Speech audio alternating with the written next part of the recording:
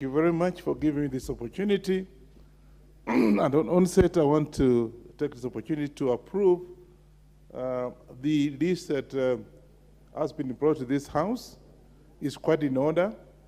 And I don't think I have anything else to add because I don't know those members. Only the members of Parliament that have got this that know those members that are that are on the list. And therefore, I think, as most members have said, Madam Speaker, this CDF is not meant for members of Parliament. What is happening?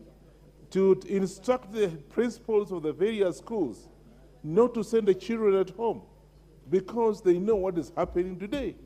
Parents coming to my residence saying what we do with the children, and they want me to pay for school fees. Some of them have maybe school balances of whatever it is. Others have completed, but they are not able to get their certificates. So we want even to take this opportunity that as it is now, we are having this hassle with these busybodies out there, because none of those fellows that are talking about the CDF know anything about the CDF. And therefore, Madam Speaker, we also want to take this opportunity to tell the principals not to send students at home. Those who have, like myself, normally I have this, what they call commitments. They should even take commitment as a way of saying that we'll be able to pay school fees for our children. So, Madam Speaker, that is one of the reasons, because the busybodies out there are even suggesting that the CDF be devolved to counties. That would be disaster for this country.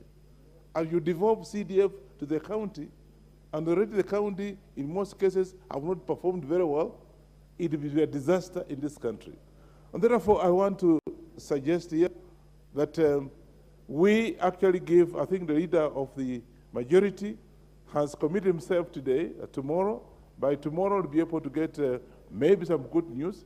But if not, then of course, we'll go ahead and do what we are doing. And we actually said, Speaker, it's not for the members of Parliament. They're just part and parcel of the suffering Kenyans out there. And you go to see how much CDF has done in this country. And everybody has agreed that the CDF has done so much in terms of infrastructure, in terms of colleges, in some of the colleges, some of the administrative units. In my case, a lot of administrative units, about, I don't know how they are. Now, because of lack of land, we are now building classrooms in storage. Speaker, I want to say, I want to support this motion and look forward to getting good news tomorrow when the leader of the majority comes to this Parliament. Of name, it is in 108. That is well noted, but I'll give Honorable Ken Chonga to finish.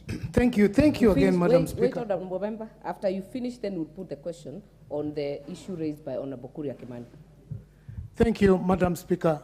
I've taken note of what my honorable member has just said, but also want to say that we remember there was a motion to discuss on how we are going to realign the NG-CDF with the Constitution so that it does not fall into the same debacle as it fell. It was a motion that so many members wanted to contribute. One of the most unlucky people who tried but as successfully didn't get a chance to contribute is me.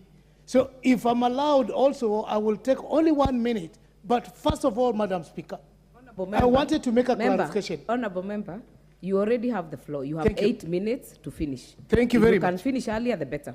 Thank you very much. I'll actually take only 5 minutes. First of all, let me make a clarification, Madam Speaker, on this motion that was brought today.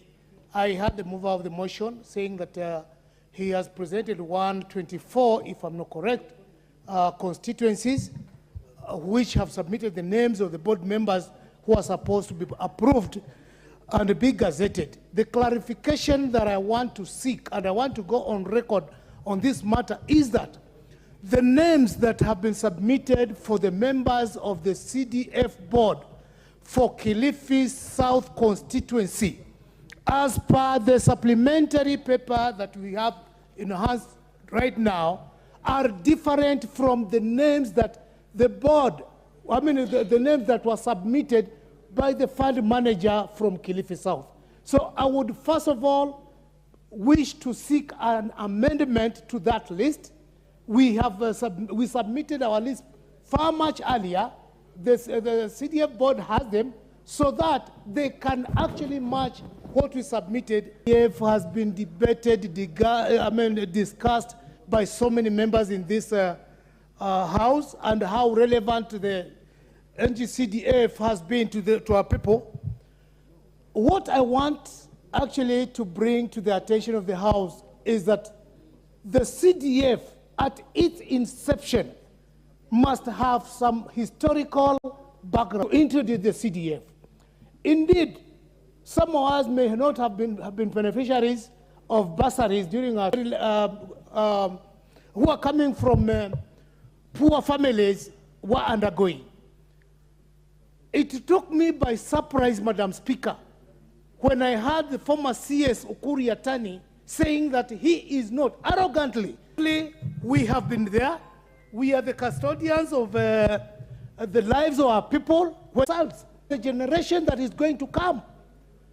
And indeed, there are so many families, even as we speak today, Madam Speaker, there are so many children who are at home. They are not in school. We have used enough to take care of all the poor boys and girls who are out there. Something needs to be done, and something needs to be done urgently. The members of parliament are not going to be members of parliament forever. Time will come where they'll have to, for the generations that are coming, we have the custodians on how they are going to be in the future.